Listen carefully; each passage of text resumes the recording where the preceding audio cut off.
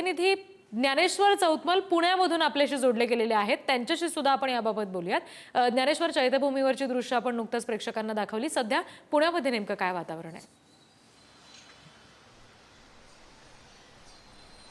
Doctor Babasaheb Ambedkar यांच्या महापरिनिर्वाण दिनाच्या निमित्तानं पुण्यामध्ये देखील रेल्वे स्टेशन परिसरामध्ये आपण पाहतोय जे भव्य असं स्मारक आहे। या स्मारकाला अनुयायांकडून अभिवादन केलं जात आहे, पुष्पहार अर्पण केले जात आहेत। अगदी पहाटेपासून मोठ्या संख्येनं अनुयायी जे आहेत ते या ठिकाणी येत आहेत आणि स्मारकाला अभिवादन करतायत। आणि आपण जर बघितलं असेल तर मोठा तयारीचा या ठिकाणी सगळा उल्लेख जर करायचा झाला तर वेगवेगळे कार्यक्रम आहेत, ज्यामध्ये रक्तदान शिबिर असेल किंवा आंबेडकरी विचारांचा जागर असेल असे कार्यक्रम आहेत।